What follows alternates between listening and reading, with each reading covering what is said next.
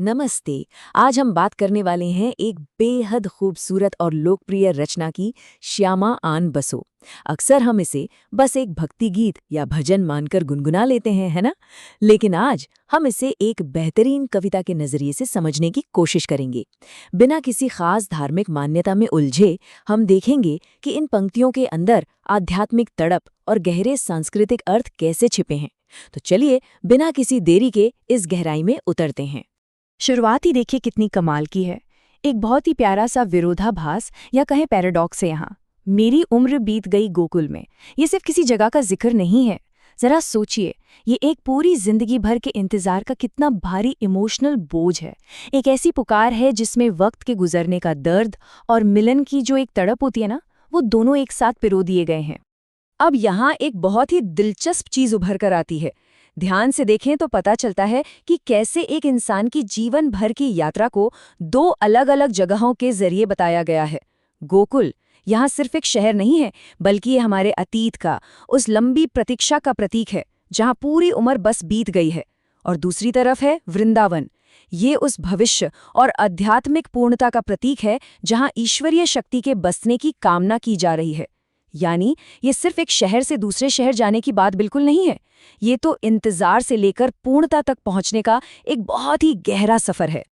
और इस बाहरी सफर के बाद ये कविता बहुत ही खूबसूरती से एक आंतरिक यात्रा यानी हमारे अंदर की दुनिया की तरफ मुड़ जाती है।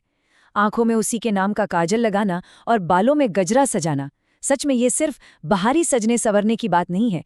ये तो अपने भीतर के उस अथाह प्रेम और पूरे समर्पण को इस बाहरी दुनिया के सामने दिखाने का एक बेहद ही सुंदर और काव्यात्मक तरीका है। तो यहीं से श्रृंगार का मतलब ही पूरी तरह बदल जाता है। काजल लगाना, बाल सुलझाना या गजरा पहनना, ये सब आमतौर पे हम रोजमर्रा के श्रृंगार के रूप में देखते हैं। लेकिन इस कविता में यहाँ ये सब आध्यात्मिक तैयारी के बहुत ही पावरफुल रूपक बन जाते हैं। ऐसा लगता है मानो कोई आत्मा उस परम मिलन के लिए खुद को हर मुमकिन तरीके से पूरी शिद्दत से तैयार कर रही हो।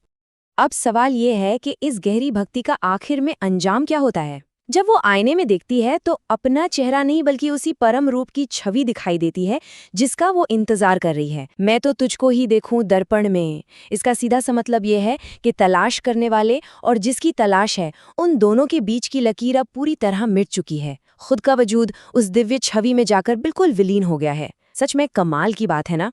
फिर जैसे जैसे ये कविता आगे बढ़ती है, शब्दों की लय और वो पुकार दोनों तेज होने लगते हैं। अब बात सिर्फ खामोश इंतजार की नहीं रह गई है।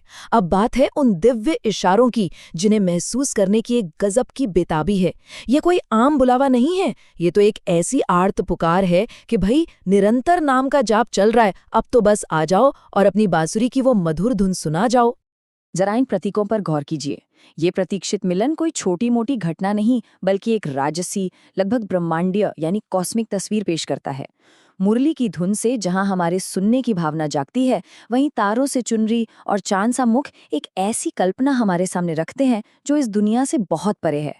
ऐसा लगता है जैसे ये मिलन सिर्फ दो लोगों का नहीं, बल्कि पूरे ब्रह्मांड का एक बहुत बड़ा उत्सव हो।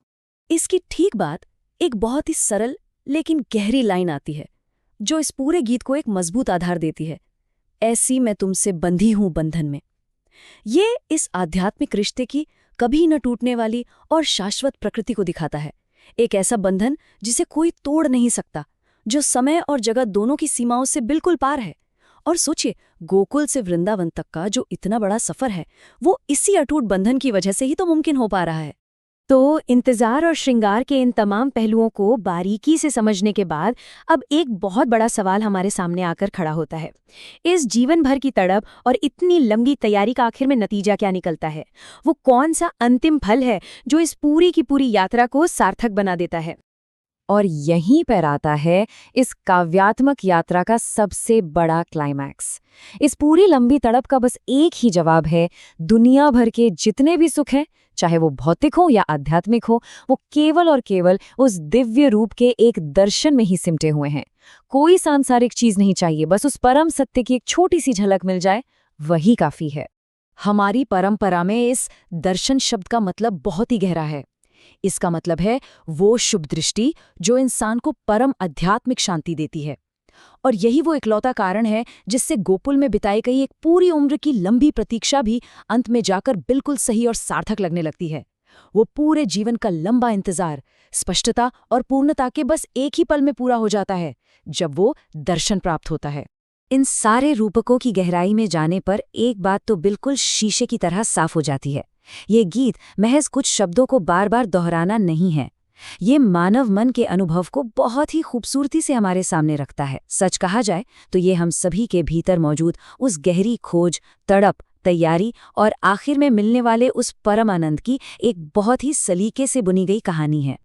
तो जाते जाते इस एक विचार पर जरूर मनन करते हैं, जब किसी लक्ष्य के लिए या किसी मिलन के लिए हम अपना पूरा जीवन लगा देते हैं, तो क्या असली खुशी सिर्फ उस मंजिल तक पहुंचने में है, या फिर उस मंजिल की तैयारी में हमारा जो अटूट समर्पण होता है, जो लगन होती है, असली आनंद उसी में छिपा है?